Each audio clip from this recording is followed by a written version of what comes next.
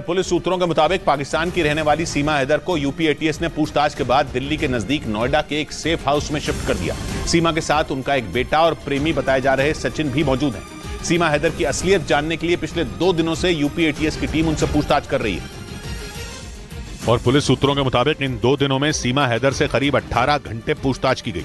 सूत्रों का कहना है कि पूछताछ में सीमा हैदर ने यह कबूल किया कि उनके भाई और चाचा पाकिस्तानी सेना में हैं, लेकिन वो जासूसी की बात से इनकार करती रही। और पुलिस के सूत्र बताते हैं कि सोमवार को सीमा से करीब 7 घंटे और अगले दिन उनसे करीब 11 घंटे पूछताछ की गई। बाद में सीमा हैदर को रबुपुरा थाने ले जाया गया, जहाँ उन्हें रात करीब 9 बजे तक थाने में रखा गया।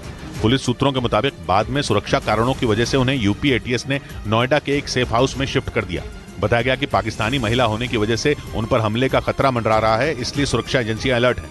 और पुलिस सूत्रों के मुताबिक यूपी एटीएस की टीम सीमा हैदर के कोड वर्ड डिकोड करने में जुट गई। जांच एजेंसियों को शक है कि सीमा पाकिस्तान की खुफिया एजेंसी आईएसआई की एजेंट है और वो सचिन से प्यार करने की आड़ में किसी बड़ी साजिश को अंजाम देने की फिराक में है। जबकि सीमा हैदर का दावा है कि वो जासूस नहीं है। उनके मुताबिक वो सचिन से प्यार करती हैं और उनके साथ रहने के लिए ही अपने बच्चों के साथ भारत आई हैं। लेकिन सीमा के इन दावों पर सुरक्षा एजेंसियों को जरा भी भरोसा नहीं। पुलिस सूत्रों का कहना है कि इसीलिए यूपी एटीएस की टीम सीमा हैदर से कोड वर्ड उगलवाने की कोशिश में है।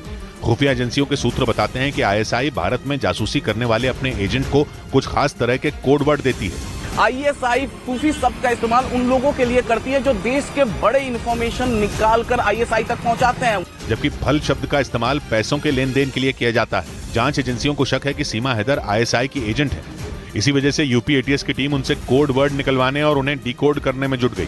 और पुलिस सूत्रों के मुताबिक सीमा हैदर की असलियत जानने के लिए यूपी एटीएस की टीम उनकी और उनके प्रेमी बताए जा रहे सचिन मीणा के बैंक अकाउंट खंगालने में जुट गई, लेकिन ताकि यह पता लगाया जा सके कि कहीं सीमा हैदर और सचिन की कोई मदद तो नहीं कर रहा। क्योंकि जांच के दौरान ये बात सामने आई कि सीमा हैदर ने भारत आने से पहले 5 पासपोर्ट बनवाए थे। इसके अलावा वो 10 मार्च को सचिन से मिलने नेपाल पहुंची थी। इसके ठीक 2 महीने बाद सीमा अपने 4 बच्चों के साथ पाकिस्तान से दुबई और वहां से नेपाल होते हुए भारत पहुंच गई। सूत्रों के मुताबिक पासपोर्ट बनवाने से लेकर और पाकिस्तान से दुबई होते हुए भारत आने में सीमा ने लाखों रुपए खर्च कर दिए। इसीलिए जाँच एजेंसियाँ सीमा, सचिन और सचिन के घर वालों के बैंक खातों की डिटेल्स खंगालने में जुट गई है। सूत्रों का कहना है कि जांच एजेंसियों को शक है कि सीमा हैदर और सचिन की पैसों से मदद की जा रही है, जबकि सीमा का दावा है कि उन्होंने कराची में करीब 12 लाख पाकिस्तानी रुपयों में एक जमीन बेची थी और उन्हीं पैसों से वो भारत पहुंची। इस बीच खुफिया एजेंसियों के सूत्रों ने दावा किया कि पाकिस्तान से आई सीमा हैदर किसी तीसरे आदमी की मदद से नेपाल बॉर्डर से भारत की सीमा में दाखिल हुई। हालांकि ये पता नहीं चल सका कि वो आदमी नेपाल का नागरिक था या पाकिस्तान की खुफिया एजेंसी आईएसआई का कोई एजेंट था। लेकिन खुफिया एजेंसियों का दावा है कि भारत में घुसने के लिए सीमा हैदर ने पूरी तैयारी की थी। पुलिस एफआईआर के मुताबिक 10 मई को सीमा नेपाल के काठमांडू पहुंची थी, जहां वो 2 दिनों तक अलग अलग होटल में रही। बाद में वो 13 मई को भारत आ गई। खुफिया एजेंसियों के सूत्रों का कहना है कि नेपाल से भारत में घुसने में किसी तीसरे आदमी ने सीमा की मदद की थी। और सूत्र ये भी बताते हैं कि भारत आने से पहले सीमा ने खुद को अलग तरीके से तैयार किया था। उन्होंने इस तरह से कपड़े पहने कि वो भारत के गांव में रहने वाली कोई महिला लगे। सूत्र बताते हैं कि सीमा को तैयार करने में पेशेवर लोगों की मदद ली गई थी। दावा है कि सुरक्षा एजेंसियों से बचने के लिए सीमा ने अपने बच्चों को भी इसी तरीके के कपड़े पहनाए। सूत्रों का यह भी कहना है कि सीमा को हिंदी बोलने की ट्रेनिंग नेपाल में मौजूद आईएसआई के एजेंट ने दी। और सूत्रों के हवाले से खबर है कि सीमा हैदर के पाकिस्तान से नेपाल के रास्ते भारत आने के बाद खुफिया एजेंसियों ने नेपाल और पाकिस्तान की खुफिया एजेंसी आईएसआई के कनेक्शन की जांच तेज कर दी। आरोप है कि पाकिस्तान लंबे वक्त से नेपाल रूट का इस्तेमाल ड्रग्स, नकली नोट, हथियारों और आतंकियों को भारत भेजने के लिए करता आ रहा है। और पाकिस्तान की रहने वाली सीमा हैदर भी नेपाल के रास्ते ही भारत में घुसी थी। मंडू में आईएसआई के एजेंट एयरपोर्ट से रोजाना से नेपाल आए और कितने वहां से गए। ऐसे में शक और गहरा हो गया कि सीमा को भारत भेजने के पीछे आईएसआई की सोची समझी साजिश हो सकती है। और सूत्रों का कहना है कि इसी वजह से खुफिया एजेंसियों ने नेपाल और आईएसआई के कनेक्शन की जाँच तेज कर दी। एक रिपोर्ट के मुताबिक पिछले कुछ साल में भारत नेपाल सीमा के पास आईएसआई ने अपनी जड़ें जमा ली। इनमें नेपाल के 7 जिले यूपी और बिहार से लगने वाले बॉर्डर के पास मौजूद हैं, जहां से आईएसआई भारत के खिलाफ ऑपरेशन को अंजाम देती है। इस बीच पुलिस सूत्रों के मुताबिक पाकिस्तान से आई सीमा हैदर ने सोशल मीडिया पर मरियम खान नाम से फर्जी आईडी बना रखी थी। इसी वजह से जांच एजेंसियों ने सीमा के ऑनलाइन गेम पबजी और उनके सोशल मीडिया अकाउंट की जांच तेज कर दी।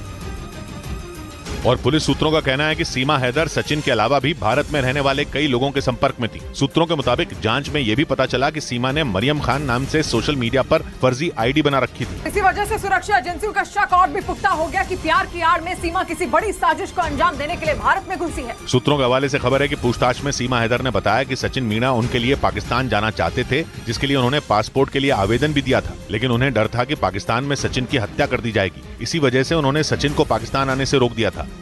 और पाकिस्तान से आई सीमा हैदर की असलियत जानने के दौरान सुरक्षा एजेंसियों को यह पता चला कि नेपाल की राजधानी काठमांडू में सचिन ने होटल में गलत नाम से कमरा बुक करवाया था। पुलिस की एफआईआर के मुताबिक 10 मार्च को पाकिस्तान के कराची शहर से दुबई होते हुए सीमा हैदर नेपाल पहुंची थी।